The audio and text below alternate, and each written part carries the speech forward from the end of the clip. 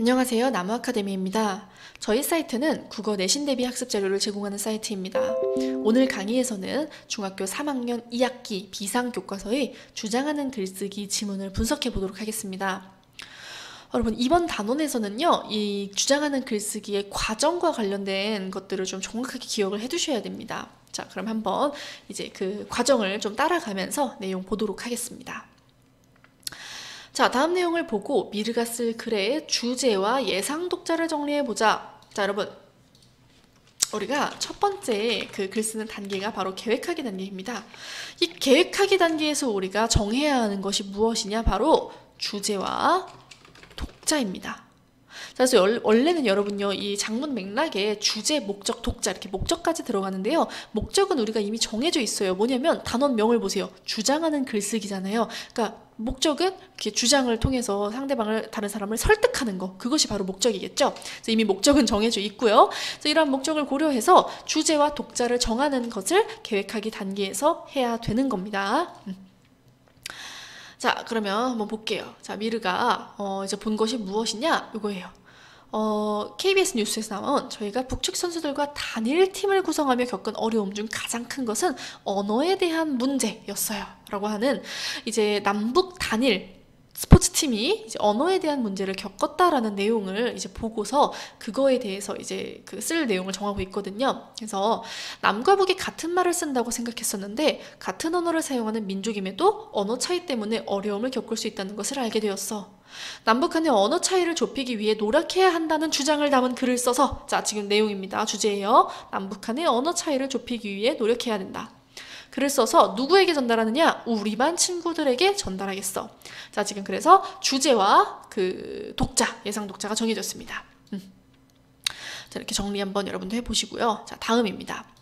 우리가 이렇게 계획을 했다면 그 다음으로 뭘 해야 되느냐? 자료를 수집해야 됩니다. 자, 우리가 이러한 자료를 수집하는 단계를 내용 생성하기 단계라고 부릅니다. 자, 여러분, 우리가 이렇게 자료를 수집할 때에는요, 한 가지 매체에서만 수집하는 게 아니라 굉장히 다양한 경로를 활용해서 여러 매체에서 자료를 수집을 해야 돼요.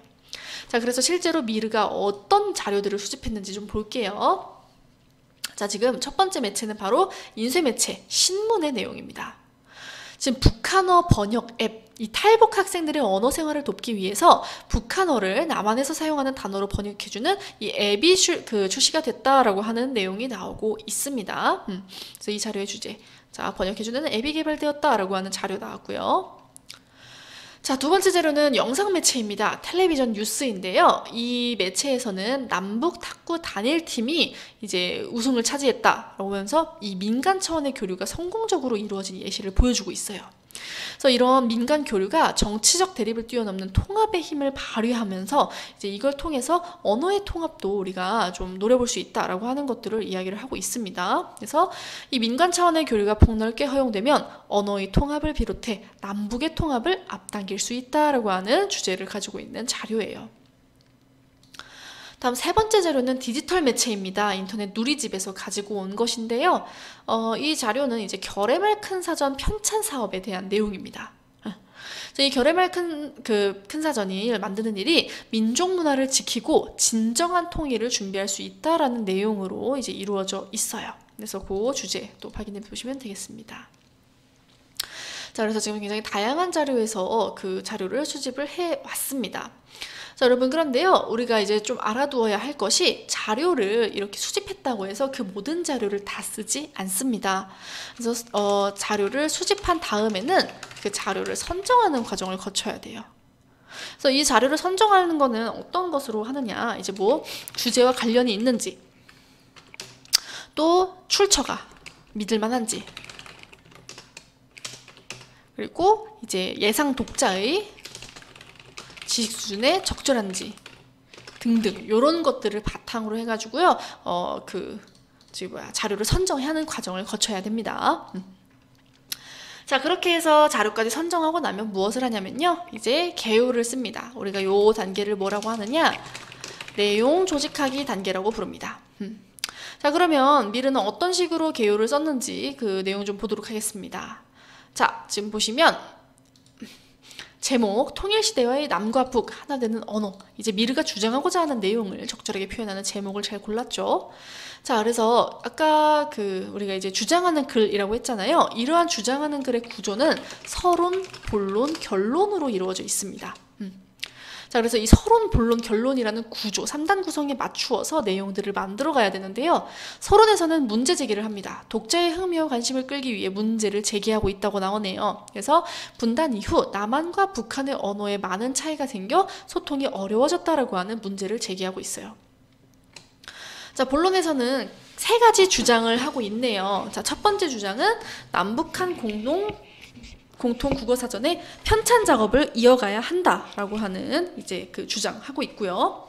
그 주장에 대해서 이제 근거로 국어 사전이 그 나라 언어의 표준이다. 남북한 공통 국어 사전 편찬 작업을 통해라고 하면서 자기가 수집했던 자료 여기서 활용하는 부분 확인할 수 있습니다. 다음 주장으로는 남북 간의 민간 교류가 활발해져야 한다. 이것도 이제 자료 이해 주제 통해서 가지고 오고 있고요. 세 번째 주장, 기술을 이용해 남북한 언어 차이를 줄일 수 있는 방법을 다양하게 개발해야 한다. 이것도 아까 그 앱, 북한의 언어를 남한의 언어로 번역해주는 앱이 개발됐다는 그 자료를 활용해서 지금 내용을 구성하고 있는 거 확인할 수 있습니다. 그래서 결론에서는 통일시대의 국어에 관심을 가지고 남북 간의 언어 차이를 좁히기 위해 노력해야 한다라고 결론을 내리고 있네요. 자, 그래서 여러분 이와 같이 주장하는 글을 이제 실제로 이 개요를 바탕으로 쓰면 됩니다. 그래서 우리가 그 단계를 표현하기 단계라고 불러요. 그래서 실제로 글 초고를 씁니다. 자, 여러분 이제 글을 쓸 때 이제 어떻게 하라고 나와 있냐면요. 자, 무엇에 대해 쓰려고 하는지 서론에서 그리고 왜 쓰려고 하는지 그리고 독자의 주의를 끌어야 된다라고 하는 방법을 얘기해주고 있습니다. 그래서 이 서론에서 쓸 수 있는 방법이 뭐가 있느냐? 용어를 정의해주고요. 인용을 하거나 개인적인 경험을 쓰거나 사회 현상을 설명할 수 있어요. 그래서 이런 것들 중에 실제로 미르가 쓴 글에서 어떤 것이 사용되었는지 여러분이 좀 확인을 해두시면 되겠습니다. 자, 다음으로 본론 쓰기입니다. 본론은 이제 글의 중심이 되는 부분이죠. 그래서 객관적이고 타당한 근거를 들어 자신의 주장을 논리적으로 펼쳐야 하는 부분입니다. 이 부분은 어떻게 쓰느냐? 해결 방안을 제시하는 거죠. 서론에서 이제 문제를 제기했으니까 그거에 대한 해결 방안을 제시하는데요. 그거에 대해서 또 타당한 근거를 들어줘야 한다라는 점 나와 있어요. 자, 결론을 쓸 때는 이제 글 전체가 완성된 느낌을 줄 수 있도록 하고 글이 독자의 기억에 오래 남을 수 있도록 작성해야 된다. 그래서 쓰는 방법, 문제 답하기. 서론에서 제기한 문제에 대해서 그걸 답하는 형식으로 정리를 할 수도 있고요. 다음 요약 정리하기. 본론을 요약하면서 이제 마무리를 할 수도 있겠습니다. 자, 그래서 실제로 이제 미르가 완성한 글입니다. 그래서 미르가 이제 보시면요. 첫 번째 얼마 전 뭐 뉴스를 보았다라고 하면서 이제 그 사회 현상에 대해 설명하고 있는 부분이 나옵니다.